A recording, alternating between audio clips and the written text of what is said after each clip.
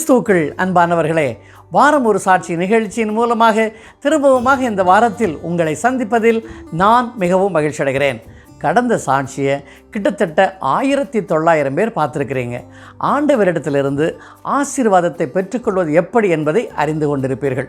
இன்றைக்கு பாருங்கள், அதாவது இந்த உலகத்தில் பிறப்பு இறப்பு இந்த 2 மாத்திரை தான் நம்ம தேடி வரும். மீதி எல்லாத்தையும் நாம் தான் தேடி ஓடணும். ஆனால் பாருங்கள், ஆண்டவர் நம்மை எப்பொழுதும் தேடுகிறவராக காணப்படுகிறார்.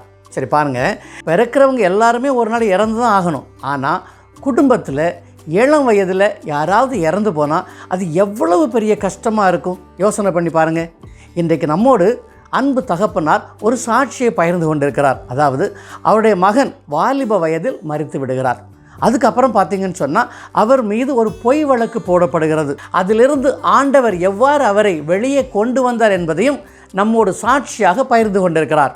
இந்த சாட்சியை நம்முடைய அன்பு சகோதரர் சந்தோஷ்குமார் அவர்கள் பதிவு செய்து அனுப்பியிருக்கிறார்கள். நம்மோடு சாட்சியை பகிர்ந்து கொள்கிறவர் தகப்பனார் நடராஜன் அவர்கள். இவர்கள் தமிழ்நாட்டிலே குமரலிங்கம் என்ற இடத்தை சார்ந்தவர்கள். எங்கே நாம் சாட்சியை கேட்கலாமா? ஐயா, உங்களை பற்றின ஒரு சாட்சி சொல்ல இருக்கிறீங்க. உங்களை பற்றின ஒரு அறிமுகம், உங்களை பற்றின மற்ற காரியங்கள் சொல்லுங்கள். நீங்கள் உங்களுடைய குடும்ப பின்னணியை பற்றி பற்றி சொல்லுங்கள். உங்கள் பெயர் நடராஜன். நான் இந்து குடும்பத்தை சார்ந்தவன். 21 ஆண்டுகள் சபரிமலைக்கு சென்று வந்திருந்தேன். நான் தமிழ்நாடு அரசு போக்குவரத்து கழகத்திலே நடத்துனராக பணிபுரிந்து ஓய்வுற்றுள்ளேன். என்னுடைய மகன் ரவிச்சந்திரன் என்பவர் ராஜஸ்தானிலே சோத்பூரிலே சீனியர் என்ஜினியராக பணிபுரிந்து 2005 இறந்து விடுகின்றார். அதற்கு பின்பு என் மணல் உளைச்சலின் காரணமாக 19 ஆண்டுகளுக்கு பின்பான ஞானஸ்தானம் எடுத்து என்னுடைய பெயர் அபிரவாம் என்று ஞானஸ்தானத்திலே பெயர் வைத்தார்கள். உங்களுடைய வாழ்க்கையில் ஆண்டவரை ஏற்றுக்கொள்ளக்கூடிய திருப்பு முனை என்னங்க? என்னுடைய மகன் சிவில் இன்ஜினியராக இருக்கும்போது மடத்துக்குளம் பகுதியிலே நிறைய கான்ட்ராக்ட் எடுத்து கட்டடங்கள் கட்டி வந்தார். அத்தகைய சூழ்நிலையிலே நான் அரசு போக்குவரத்திலே பணிபுரிகின்ற போது என்னுடைய செக்கு காசோலையை அவர் கொடுத்திருந்தேன்.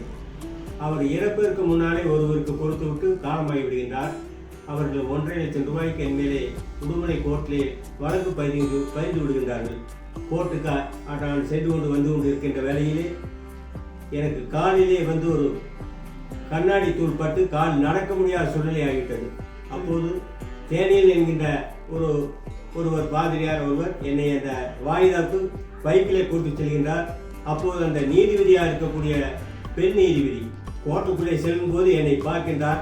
உள்ளே சென்றவுண்டு முன்பு எனக்கு ஒரு வாய்தா கொடுத்து மறாவது வாய்தாவிலே என்னை அந்த கேஸ் பூரா பொய் கேஸ் என்று தள்ளுபடி செய்கின்றார்.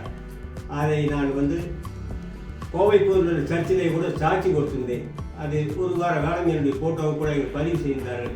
நான் மாறியதற்கு முக்கிய காரணம் ஆண்டவரை நம்பியதற்கு அந்த கோர்ட்டிலே என்னுடைய செக்கு கேஸ் தள்ளுபடியானதான் மெயின் காரணம். ஏனென்றால் கோர்ட்டு செக்கு கேஸ் என்பது தள்ளுபடி ஆகவே ஆகாது. அந்த கோர்ட்டுக்கு போறது முன்னாடி நீங்க என்ன சொன்னீங்கன்னா, நான் ஜெபம் பண்ணினேன், கடவுளே எனக்கு இதை மாற்றி கொடுங்க அப்படின்னு சொல்லி நீங்க ஜெபம் பண்றதாக சொன்னீங்க. அந்த ஜெபத்தை ஆண்டவர் கேட்டு இந்த காரியங்களை செய்தார், அப்படித்தானே? ஆண்டவர் எனக்கு சரியாக அந்த கோர்ட்டு வாசற்படியிலே ஏறி அங்கே போய் நான் சாட்சி சொல்கின்ற போது அவர்களாக பார்த்து இது பொய்க்கேஸ் என்று தள்ளுபடி செய்தார்கள். அது முழுக்க ஆண்டவருடைய காரியம்தான். ஆண்டவர் இல்லை என்று சொன்னால் நான் வெளியே வந்திருக்க முடியாது. அன்றைய சூழ்நிலையில் எனக்கு மகன் இறந்தபோது 5 வயதிலே குழந்தைகள், 5 வயது 6 வயதிலே அந்த குழந்தைகளை படிக்க வைக்க வேண்டிய சூழ்நிலை. தற்போது அவர்களை பிஇ படிக்க வைத்து சென்னையிலே ஐடி கம்பெனியில் இருவரும் பிஇ என்ஜினியராக பணிபுரிந்து வருகின்றார்கள். இறந்த பிற்பாடு உங்களுடைய பேர பிள்ளைகளை படிக்கிற பொறுப்பை நீங்க எடுத்துக்கொண்டு அது இன்ன வரைக்கும் காப்பாற்றி அவர்களை ஒரு இன்ஜினியராக மாற்றியுள்ளேன். திருநெல்வேலியிலே என் பேத்தியை பிஇக்கு சேர்த்தினேன். அங்கே திருநெல்வேலியில் உள்ள ஆலயத்திலே, கிறிஸ்துவ ஆலயத்திலே என் பொன் ஞானஸ்தானம் எடுத்து அதுவும் கிறிஸ்துவாக மாறியுள்ளது. ஆமேன். அன்பு தகப்பனார் சொல்லியிருக்கிறத கேட்டிங்களா? மகனை இழந்து விடுகிறார். அதுக்கப்புறம்தான் ஆண்டவருடைய அன்பை ருசிக்கிறார், ஆண்டவரை ஏற்றுக்கொள்கிறார். நடந்த அற்புதம் என்ன பாருங்கள். பொய் கேஸ் கோர்ட்டுக்கு போகணும், ஆண்டவர் ஊழியக்காரரை அனுப்பியிருக்கிறார். ஏன்னா அவரை கோர்ட்டுக்கு கூட்டு போகிறதே ஒரு ஊழியக்காரர் தான். ஊழியக்காரங்க சும்மா போயிருப்பாங்களா? கண்டிப்பாக ஆண்டவருடைய வார்த்தையை அவருக்கு பகிர்ந்திருப்பார்கள். நடந்தது என்ன பாருங்கள். பொய் கேஸுன்னு சொல்லி விடுதலையை பெற்றுக்கொள்கிறார். அதுக்கப்புறம் பாருங்கள், தன்னுடைய 2 பேர பிள்ளைகளையும் இன்ஜினியரிங் முடிக்க வச்சு ஆண்டவருடைய பாதையில் இன்றைக்கி வழிநடத்தி கொண்டிருக்கிறார். இதுதாங்க ஆண்டவர் காட்டுகிற ஒரு அன்பு. நாம் ஆண்டவரை முழு மனதோடு ஏற்றுக்கொள்கின்ற பொழுது அவர் நம்மோடு இருந்து நமக்கு ஆறுதல் மாத்திரமல்ல, ஆண்டவருடைய வழியிலே செல்லும்படியாகவும் நமக்கு அவர் வழி காட்டுவார். எங்கே ஒரு வசனத்தை எடுத்து வாசிக்கலாமா? துயரப்படுகிறவர்கள் பாக்கியவான்கள், அவர்கள் ஆறுதல் அடைவார்கள்.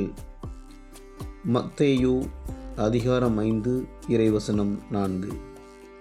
Blessed are those who mourn, for they will be comforted. A reading from the book of Matthew, chapter 5, verse 4. வசனம் சொல்கிறத பார்த்தீங்களா? துயரப்படுகிறவர்கள் பாக்கியவான்கள், அவர்கள் ஆறுதல் அடைவார்கள். ஆமாங்க, இந்த உலகத்தில் என்ன பிரச்சனை வந்தாலும் சரி, நீங்கள் அதுக்காக பயப்படாதீங்க.